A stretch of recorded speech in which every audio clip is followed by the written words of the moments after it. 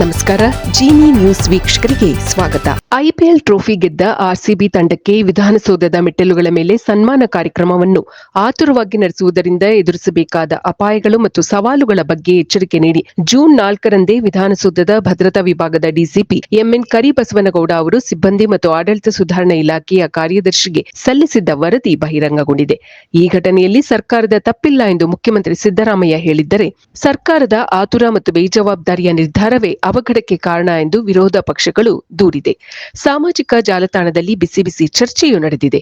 ಅಲ್ಲದೆ ಕಾಲ್ತುಳಿತಕ್ಕೆ ಸಂಬಂಧಿಸಿದಂತೆ ರಾಜ್ಯ ಮಾನವ ಹಕ್ಕುಗಳ ಆಯೋಗವು ಕೆಎಸ್ಸಿಎಯಿಂದ ವರದಿಯನ್ನು ಕೇಳಿದೆ. ಐಪಿಎಲ್ ಟ್ರೋಫಿ ಗೆದ್ದ ಆರ್ಸಿಬಿ ತಂಡಕ್ಕೆ ವಿಧಾನಸೌಧದ ಮೆಟ್ಟಿಲುಗಳ ಮೇಲೆ ಸನ್ಮಾನ ಕಾರ್ಯಕ್ರಮವನ್ನು ಏರ್ಪಡಿಸಿದರೆ ಲಕ್ಷಾಂತರ ಸಂಖ್ಯೆಯಲ್ಲಿ ಅಭಿಮಾನಿಗಳು ಬರಬಹುದು. ಆತುರದಲ್ಲಿ ಆಯೋಜನೆ ಮಾಡಿದರೆ ಬಂದೋಬಸ್ತ್ ಕರ್ತವ್ಯಕ್ಕೆ ತೊಂದರೆಯಾಗಬಹುದು ಎಂದು ಸಿಬ್ಬಂದಿ ಮತ್ತು ಆಡಳಿತ ಸುಧಾರಣಾ ಇಲಾಖೆಯ ಅಂದರೆ ಡಿಪಿಎಆರ್ ಕಾರ್ಯದರ್ಶಿಗೆ ವಿಧಾನಸೌಧ ಭದ್ರತಾ ವಿಭಾಗದ ಡಿಸಿಪಿ ವರದಿ ನೀಡಿದ್ದರು. ಐಪಿಎಲ್ ಟ್ರೋಫಿ ಗೆದ್ದರೆ ಆರ್ಸಿಬಿ ಆಟಗಾರರನ್ನು ವಿಧಾನಸೌಧದ ಮೆಟ್ಟಿಲುಗಳ ಮೇಲೆ ಮುಖ್ಯಮಂತ್ರಿಯವರ ಉಪಸ್ಥಿತಿಯಲ್ಲಿ ಸನ್ಮಾನಿಸುವ ಕಾರ್ಯಕ್ರಮ ಆಯೋಜಿಸಲು ಅನುಮತಿ ಕೋರಿ ಕೆಎಸ್ಸಿಎ ಪತ್ರ ಬರೆದಿತ್ತು. ಈ ವಿಚಾರವಾಗಿ ಅಭಿಪ್ರಾಯ ನೀಡುವಂತೆ ಡಿಸಿಪಿ ಎಂಎನ್ ಕರಿಬಸವನಗೌಡ ಅವರಿಗೆ ಜೂನ್ 3ರಂದು ಡಿಪಿಎಆರ್ ಕಾರ್ಯಕಾರಿ ವಿಭಾಗ ಪತ್ರ ಬರೆದಿತ್ತು. ಜೂನ್ 4ರಂದೇ ಇದಕ್ಕೆ ಉತ್ತರಿಸಿ ಡಿಸಿಪಿ ಅವರು ಬರೆದಿದ್ದ ಪತ್ರ ಇದೀಗ ಸಾಮಾಜಿಕ ಜಾಲತಾಣಗಳಲ್ಲಿ ಬಹಿರಂಗವಾಗಿದೆ. ವಿಧಾನಸೌಧ ಕಟ್ಟಡವು ಪಾರಂಪರಿಕ ಕಟ್ಟಡ ಆಗಿರುವುದರಿಂದ ಭದ್ರತೆಗೆ ಯಾವುದೇ ಧಕ್ಕೆಯಾಗದಂತೆ ನಿಯಮಾನುಸಾರ ಕಾರ್ಯಕ್ರಮ ನಡೆಸಲು ಸಮಯಾವಕಾಶದ ಅವಶ್ಯಕತೆ ಇದೆ. ಆದರೂ ಸರ್ಕಾರ ತೆಗೆದುಕೊಳ್ಳುವ ನಿರ್ಣಯದಂತೆ ನಡೆದುಕೊಳ್ಳಲಾಗುವುದು ಎಂದು ಅವರು ತಮ್ಮ ವರದಿಯಲ್ಲಿ ವಿವರಿಸಿದ್ದಾರೆ. ಡಿಸಿಪಿ ಅವರು ಬರೆದಿರುವ ಪತ್ರದಲ್ಲಿ ಈ ಅಂಶಗಳನ್ನು ಸೇರಿಸಲಾಗಿದೆ. ಮೊದಲನೆಯದಾಗಿ, ಆರ್ಸಿಬಿ ಕ್ರಿಕೆಟ್ ತಂಡಕ್ಕೆ ದೇಶದಾದ್ಯಂತ ಅಭಿಮಾನಿ ಬಳಗವಿದೆ. ಸನ್ಮಾನ ಕಾರ್ಯಕ್ರಮಕ್ಕೆ ಲಕ್ಷಾಂತರ ಸಂಖ್ಯೆಯಲ್ಲಿ ಅಭಿಮಾನಿಗಳು ಬರಬಹುದು.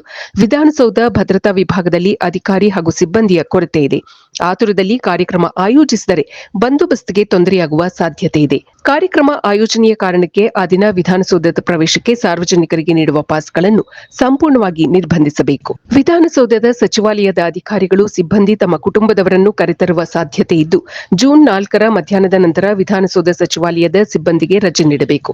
ಅಲ್ಲದೆ ಸಚಿವಾಲಯದ ಅಧಿಕಾರಿಗಳು, ಸಿಬ್ಬಂದಿ ಕಾರ್ಯಕ್ರಮದ ಸ್ಥಳಕ್ಕೆ ಬರದಂತೆ ಸೂಚನೆ ನೀಡಬೇಕು. ವಿಧಾನಸೌಧ ಕಟ್ಟಡದ ಸುರಕ್ಷತೆ ದೃಷ್ಟಿಯಿಂದ ಸಿಸಿಟಿವಿ ಕ್ಯಾಮೆರಾ ಅಳವಡಿಸುವ ಅವಶ್ಯಕತೆ ಇದೆ. ವೇದಿಕೆ ಸದೃಢವಾಗಿರುವ ಬಗ್ಗೆ ಲೋಕೋಪಯೋಗಿ ಇಲಾಖೆಯಿಂದ ಸದೃಢ ಪ್ರಮಾಣ ಪತ್ರವನ್ನು ಪಡೆದುಕೊಳ್ಳಲು ಕನಿಷ್ಠ 2 ಗಂಟೆ ಮುಂಚಿತವಾಗಿಯೇ ಪರಿವೀಕ್ಷಣೆಗೆ ಬಿಟ್ಟುಕೊಡುವಂತೆ ಆಯೋಜಕರಿಗೆ ತಿಳಿಸಬೇಕು. ವಿದ್ಯುತ್ ಉಪಕರಣಗಳನ್ನು ಉಪಯೋಗಿಸುತ್ತಿದ್ದು ಸಂಬಂಧಪಟ್ಟ ವಿದ್ಯುತ್ ವಿಭಾಗದ ಇಂಜಿನಿಯರ್ ಅವರಿಂದ ಸಾಮರ್ಥ್ಯ ಪ್ರಮಾಣ ಪತ್ರ ಪಡೆದುಕೊಳ್ಳಬೇಕು. ಕಾರ್ಯಕ್ರಮ ಜರುಗುವ 2 ಗಂಟೆ ಮೊದಲು ವೇದಿಕೆಯನ್ನು ವಿಧ್ವಂಸಕ ಕೃತ್ಯ ತಡೆ ತಪಾಸಣೆಗೆ ಬಿಟ್ಟುಕೊಡುವಂತೆ ಆಯೋಜಕರಿಗೆ ಸೂಚಿಸಬೇಕು. ಆರ್ಸಿಬಿಗೆ ದೊಡ್ಡ ಸಂಖ್ಯೆಯಲ್ಲಿ ಅಭಿಮಾನಿ ಬಳಗ ಇರುವುದರಿಂದ ಬಂದೋಬಸ್ತ್ಗೆ ಹೊರಗಡೆಯಿಂದ ಅಧಿಕಾರಿಗಳು, ಸಿಬ್ಬಂದಿಯನ್ನು ಕರೆಸಿಕೊಳ್ಳಬೇಕಾಗಿದೆ. ಇದಕ್ಕೆ ಸಮಯಾವಕಾಶ ಬೇಕಿದೆ. ಈ ರೀತಿಯ ಬೃಹತ್ ಕಾರ್ಯಕ್ರಮಕ್ಕೆ ಕಾನೂನು ಮತ್ತು ಸುವ್ಯವಸ್ಥೆ ಅಧಿಕಾರಿಗಳು ಹಾಗೂ ಸಂಚಾರ ಪೊಲೀಸರ ಜೊತೆ ಸಮನ್ವಯದ ಅವಶ್ಯಕತೆ ಇದ್ದು, ಸಮಯಾವಕಾಶದ ಕೊರತೆ ಇದೆ ಅನ್ನಿಸುತ್ತಿದೆ. ಇಂತಹ ಕಾರ್ಯಕ್ರಮದಲ್ಲಿ ಹೊರಗಿನಿಂದ ಡ್ರೋನ್ ಕ್ಯಾಮೆರಾ ಬಳಸುವ ಸಾಧ್ಯತೆ ಇರುವುದರಿಂದ ಡ್ರೋನ್ ತಡೆ ವ್ಯವಸ್ಥೆ ಅಳವಡಿಸುವ ಅವಶ್ಯಕತೆ ಇದೆ. ಈ ಎಲ್ಲ ಅಂಶಗಳನ್ನು ನಮೂದಿಸಿ ಡಿಸಿಪಿ ಅವರು ಪತ್ರ ಬರೆದಿದ್ದರು. ಇದು ಈ ದಿನದ ಸುದ್ದಿಗಳು. ನಿರಂತರ ಸುದ್ದಿಗಳಿಗಾಗಿ ವೀಕ್ಷಿಸುತ್ತಿರಿ ಜಿನಿ ನ್ಯೂಸ್. ನಮಸ್ಕಾರ.